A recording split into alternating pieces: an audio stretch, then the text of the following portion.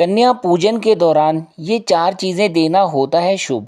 माता रानी प्रसन्न हो खोल देती हैं किस्मत के द्वार। महाअष्टमी और महानवमी के दिन कन्या पूजन का विशेष महत्व होता है।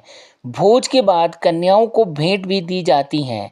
कहते हैं अगर इन 4 चीज़ों से कोई भी एक चीज़ भेंट की जाए तो माँ दुर्गा काफ़ी प्रसन्न होती हैं। पूरे देश में शारदीय नवरात्रि की धूम मची हुई है। ये पर्व पूरे 9 दिनों तक चलता है, जिसमें देवी दुर्गा के 9 स्वरूपों की पूजा की जाती है।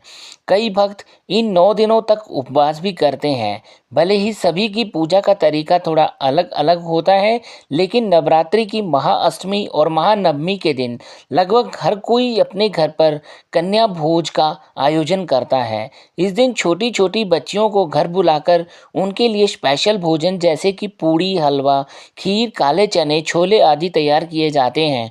कहा जाता है कि इन छोटी कन्याओं में माता रानी का वास होता है। ऐसे में अगर आप इन्हें खुश करते हैं तो माँ स्वयं प्रसन्न होती है। इसलिए भरपेट भोजन के बाद कन्याओं को खुश करने के लिए भेंट भी दी जाती है। तो चलिए आज जानते हैं कि कन्याओं को क्या भेंट देना शुभ माना जाता है। शुभ होता है भेंट में लाल रंग देना। लाल रंग माता रानी का पसंदीदा रंग है और समृद्धि का प्रतीक भी। धार्मिक रूप से भी लाल रंग को बहुत शुभ माना गया है। कहते हैं कि लाल रंग दान करने से मंगल मजबूत होता है और घर में सुख समृद्धि आती है।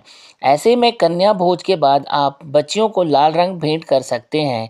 अपने सामर्थ्य के अनुसार बच्चियों को लाल रंग के कपड़े या फिर चुनरी भेंट स्वरूप दे सकते हैं।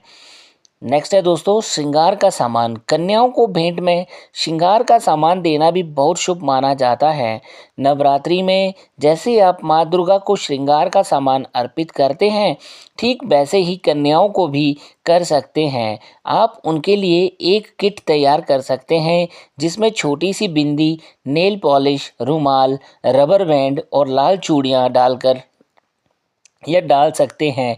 हालांकि इनमें से कोई एक चीज़ भी भेंट में दी जा सकती है। आप अपने सामर्थ्य के अनुसार भेंट तैयार कर सकते हैं। तो फ्रेंड रिक्वेस्ट करता हूँ वीडियो को बिना स्किप अंत तक देखना, तभी आपको समझ में आने वाला है। नेक्स्ट है पैसों की भेंट से प्रसन्न होती है माँ लक्ष्मी।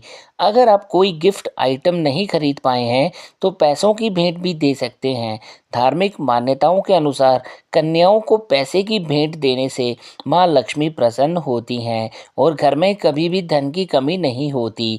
ऐसे में आप अपने सामर्थ्य के अनुसार एक लिफाफे में कुछ पैसे डालकर कन्याओं को भेंट स्वरूप दे सकते हैं।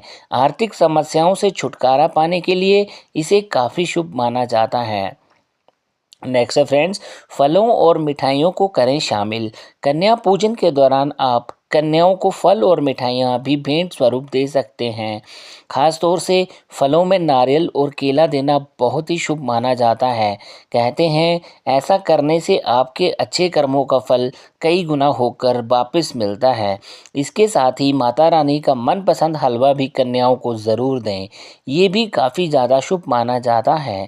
आप बाज़ार से लड्डू या बर्फ़ी मंगलवार भी या मंगवाकर भी कन्याओं को दे सकते हैं। इससे कन्याएं बहुत खुश होंगी। तो दोस्तों उम्मीद करता हूँ दी गई जानकारी से आप संतुष्ट होंगे। तो मिलता हूँ एक और नई वीडियो के साथ, तब तक के लिए जय माता दी, बाय टाटा फ्रेंड्स।